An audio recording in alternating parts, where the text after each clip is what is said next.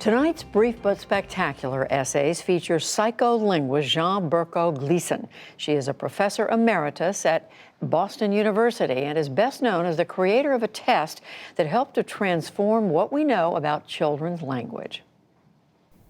I have an intolerance for certain things. Yeah, intolerance for rudeness, actually. I don't like it when people make noises eating things.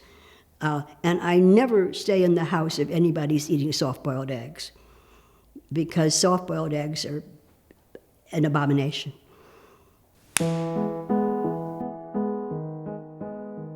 Anybody who knows me knows that I really love technology. I have streaming cameras in my house that I set up. I install my own video doorbell. I do all of those things. So I'm in my kitchen one day, and a woman rang the doorbell, and she said she wanted to get hold of the neighbor next door. She could send him a message. So I pulled my Pixel out of my pocket, and this young woman turned to me and said, "Look at you with your smartphone."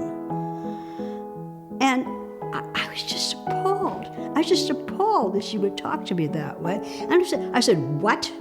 And she said, well, my mother wouldn't know how to use a smartphone. And I said, "Well, I do have a PhD from Harvard." And that shut her up. I was fascinated by language as a child because I was under the impression that whatever you said meant something in some language. My brother Marty was 6 years older than me, and he had cerebral palsy. He was so smart that ultimately he got a PhD from Cornell, but when he was little, and even when he was not little, he had trouble speaking such that other people could understand him. I was the person who always understood what he said. So I felt some closeness with language as well as with my brother. Other people didn't appreciate the fact that he was a sensitive, intelligent person. In fact, a lot of people with disabilities have this problem. People see that they have trouble walking or talking, and they assume that they have no intellectual capacity. He was not treated with the respect he deserved, and he felt that acutely.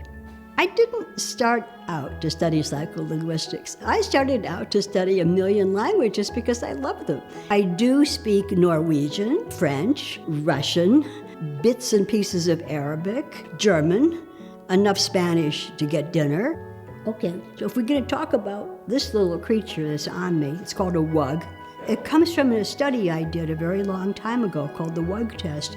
Steve, why don't you come over here and we'll practice on you and see if you can pass the WUG test. This is a man who knows how to Bing, okay? He is Binging. He did the same thing yesterday. What did he do yesterday? Yesterday he Binged. That is a perfect child answer, okay? 4-year-olds will say that. Great.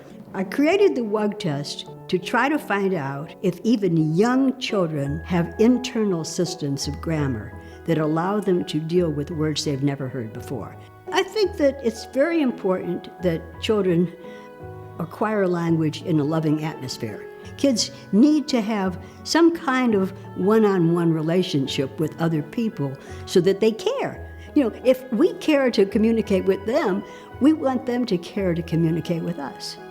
My name is Jean Berko Gleason, and this is my brief but spectacular take on language. Thank you, Jean Berko Gleason.